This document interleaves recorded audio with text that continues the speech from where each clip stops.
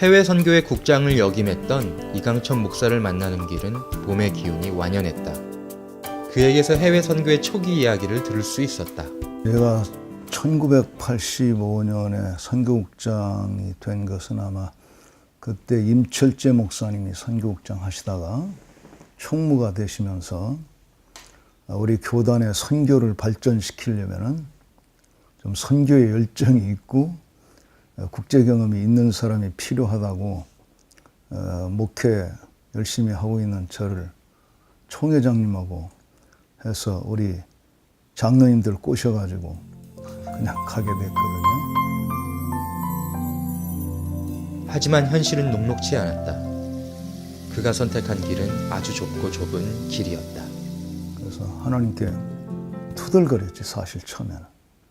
아니, 선교국장 출장비도 없는데 갖다 앉혀놔가지고 선교를 하라는 겁니까 말하는 겁니까 뭐 이렇게 불평도 나왔는데, 그때 하나님이 결정적인 한 방을 때리셨어요. 너 목사냐 목사냐 그러시더라고. 월급 받아서 밥만 먹고 살면 목사고, 사명 가지고 일하면 목사일 것인데 출장비 없다고 너 투덜대고 앉아있는 게 말이 되냐. 그래서 사실 그때부터 제가 자비랑 선교라는 걸 배웠습니다. 선배들의 헌신과 수고로 인해 해외 선교회는 1977년 창립을 결의하게 되고 이듬해 해인 1978년 창립하게 된다. 초기 선교사 중 한 명인 윤월로 선교사를 만났다. 그에게서 당시 이야기를 들을 수 있었다. 했는데 그때는 선교사 교단에 나간 사람이 거의 없었어요. 아프리카에는 주진국 선교사 혼자 나갔었고, 뭐 태국에도 두 분 나갔었고, 선교사가 거의 없었죠. 그래서 그 당시 선교사는 정말 희소 가치가 있어서 파송식이 대단했습니다.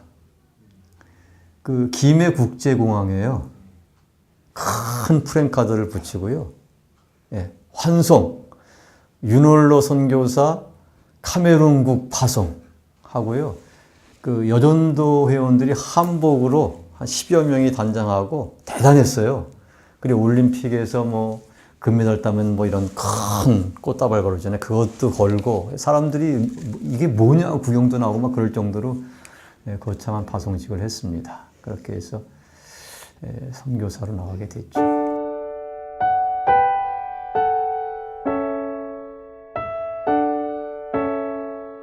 내가 이제 뭐 나가면 아프리카는 막 끝났다, 뭐 이렇게 뭐 자신감을 갖고 나갔는데 3개월 동안 그 선교비가 한 푼도 안 왔어요. 저희가 그 이제 가지고 있던 마지막 쌀이 다 떨어졌어요. 돈도 다 떨어졌어요. 한 푼도 없어요. 그런데 이제 먹을 것도 없고 다 떨어져서 그때 저희 아이들이 2살 또 7개월일 때인데 가족회의를 소집을 했죠. 쌀이 다 떨어져서 돈도 없고 오늘부터 가장으로서 금식을 선포한다. 힘들고 어려운 시간을 보내면서 그는 40년 동안 선교의 길을 갔다. 아프리카 지역을 돌며 말씀을 가르치고 교육센터와 의과대학을 짓는 등 평생을 헌신하고 있는 것이다.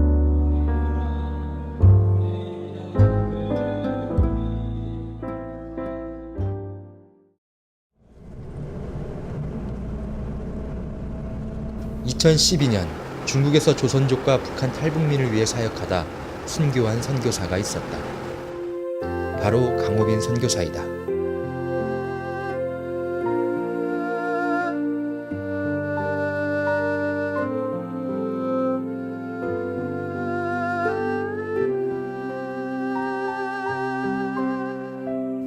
남편과 내가 가장 아름다운 모습으로, 젊었을 때 가장 아름다운 모습으로 하얀 옷을 입고 아버지 집에 들어가는 경험을 했는데, 거기서 느꼈던 그 평안이 남편이 경험했던 그 샬롬, 그냥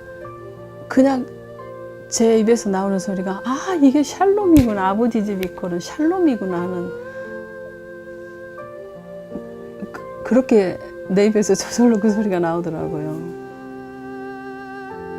그러니까 내일 있을 그 인간으로서 가장 큰 당해야 될 고통을 미리서 아버지가 오늘 그 샬롬으로, 하늘의 그 완전한 그 사랑으로 나를 그 캡슐로 덮으신 것 같은 걸 제가 이제 느꼈어요. 그 다음날 그 소리를 듣고.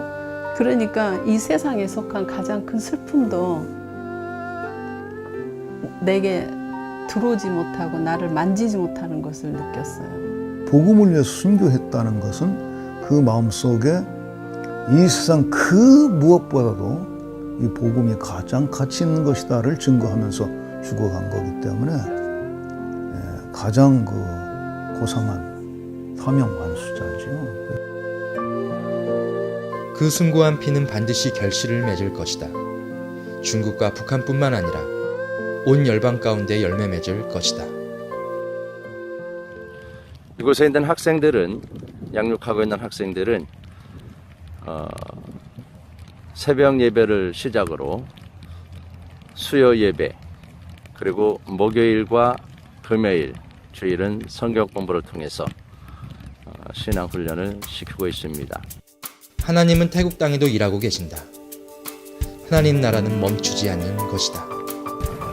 태국 청소년들을 훈련시켜서 하나님의 종 또는 선교사로 또 크리스찬으로 세우는데 목적을 가지고 아이들을 양육하고 있습니다. 25แล้วก็ได้มีโอกาสได้รู้จักพระเจ้ามีโอกาสได้เข้าโบสถ์แล้วก็มีโอกาสได้ซ้อมบอลครับแล้วตัดสินใจว่าจะรับใช้พระเจ้าแล้วก็ตัดสินใจว่าจะมีชีวิตอยู่เพื่อให้พระเจ้าใช้ชีวิต 아프리카의 진주라고 불리는 우간다 땅입니다. 제가 사역하고 있는 이곳은 수도 캄팔라에서 약 300여 킬로미터 떨어진 곳이고 전기나 수도가 전혀 없는 아주 인프라는 전무하는 그런 완벽한 시골 동네입니다. 이곳에 하나님께서 마음을 주셔서 수년 전에 정착을 하게 되었고 이곳에서 안미 선교센터를 짓게 되었고 지금은 아프리카 선교 목회 연구원을 중심으로 하는 목회자 훈련, 신학교 훈련, 교회 확장과 계몽, 복지, 문화 사역 등을 종합적으로 전개하고 있습니다. We used to fellowship God under the Margot tree, but when you receive the missionary, support that constructed our churches. After constructing our churches, support that even construct our pastors' houses, then trained our pastors how to interpret the Bible very carefully and very good to interpret the Bible. Thank you for introducing nursery and primary and academy, Angel Academy in our community. Our children have got good knowledge, and our community have benefited from that school. Without you, a missionary, we could not do anything such like this one. Мне 39 лет. Я верующий. С 2000 года. До этого баловался наркотиками в течение 10 лет. Меня повстречал верующий человек, подарил мне Библию и сказал, что ты бросишь наркотики и придешь к Богу. После этого, через 2 года, я пришел к Богу. Сейчас в трезвости нахожусь около 17 лет. Все хорошо. 세계 곳곳의 수많은 선교사들의 헌신으로 하나님은 자신의 백성을 세워나간다. 온 열방이 하나님의 나라로 부흥하는 것이다. 해외선교위원회는 1988년부터 선교사 훈련센터를 세워 선교사들을 교육하고 배출하는 일에 힘쓰고 있다. 선교사님이신가 봐요. 예, 이번에 훈련받는 태국에서. 안녕. 안녕. 우리 훈련 EMTC 훈련 1기생부터 작년 27기 훈련생들까지 함께 찍었던 사진들을 이렇게 나열해서 찍어놨습니다. 그래서 훈련받는 우리 새로 오는 선교사님들이 이걸 보면서 많이 도전도 받고 이 선교사님이 여기에 있었구나. 그리고 우리도 열심히 해야 되겠다. 그럴 때가 있습니다.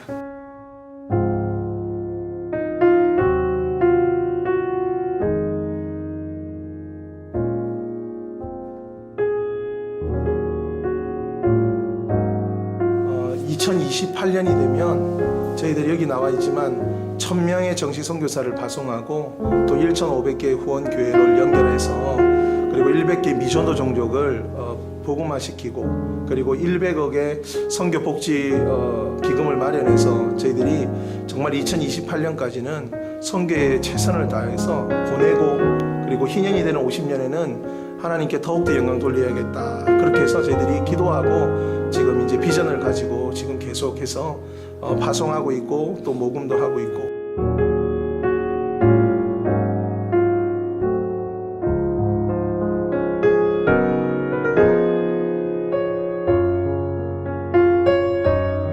이 러시아를 섬기기 위하여 어떤 일을 할까 고민하다가 기독교 대한선교교회에 이렇게 선교사로 지원하게 되었고 하나님께서 귀한 길을 열어주셔서 인턴 선교사로 러시아 바로네즈에서 2년간 그 땅을 섬기고 그들과 함께 하다가 이제 이렇게 정식 선교사로 전환하기 위해 훈련소에 입소하게 되었습니다. 그 가운데서 하나님께서 만나주시고 정말 하나님께서 나를 위하여 정말 당신의 아들을 이 땅에 보내주셨다는 그 사실이 온전히 제 마음 가운데 믿어지기 시작했습니다. 그리고 그 누구보다도 또 저 자신보다도 저에 대해서 잘 아시는 바로 그분 때문에 정말 그분을 위해서라면 내 삶이 정말 온전히 드려줘도 되겠다라는 생각을 했었고요. 선교하는 선교사가 그렇게 주님처럼 내가 대속물이 된다면 그곳에 정말 아름다운 복음의 열매들이 맺혀지지 않을까 그렇게 생각합니다. 천하만민 모든 족속을 다 구원하고 싶어하는 하나님의 마음이 성경 창세기부터 요한계시록까지 절절히 계시되어 있다. 이건 하나님의 마음이기 때문에 모든 그리스도인은 선교에 직접적이든 간접적이든 헌신해야 되고 교회는 선교해야 교회다 이거죠.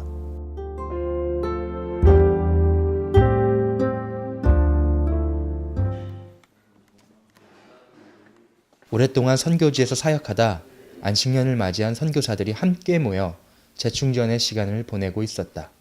선교지에서 여러 가지 스트레스가 쌓이고 또 말 못하게 여러 가지 사정으로 인해서 가정의 어려움으로 인해서 선교사들 간의 어떤 그런 문제가 많이 발생을 하고 그것을 고치고 치유하고 해나가야 되지만은 그러지 못하는 안타까운 일로 인해서 가정이 참 힘들고 어려운 일들이 많이 있었는데 이번 보호치료 워크숍이라든가 이런 것들을 통해서 자신을 돌아보고 또 상대를 배려할 수 있는 그래서 새롭게 출발할 수 있는 그런 기회를 주고 선교지 속에서의 20년 동안의 올해 21년째인데 그런 메말랐던 우리의 마음들이 회복되어지고 하나 되어지는 것들이 너무나 큰 그 사랑의 교제였고 또 회복의 센터였고 마음을 나누는 교제의 장이었고 너무나 저로서는 큰 행복한 시간이었다 그렇게 생각을 하고 있습니다.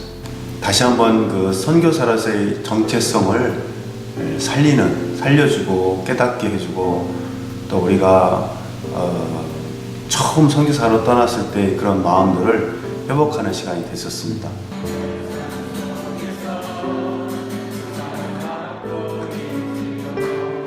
선교사 재교육 제도와 그리고 선교사 디브리핑 그리고 멤버 케어의 영역들을 이제 확장해 나가고 개발하는 것이 매우 중요한 과제가 될 것이라고 생각이 되어집니다.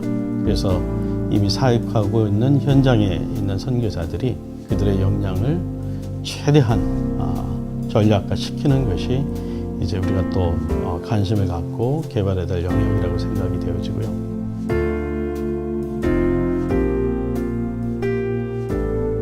그래서 저희 해선이에서는 40년 이후에 또 하나의 프로젝트들을 관심을 갖고 진행하기를 원하는 것이 있는데 그것이 바로 로뎀나무 프로젝트라는 것입니다.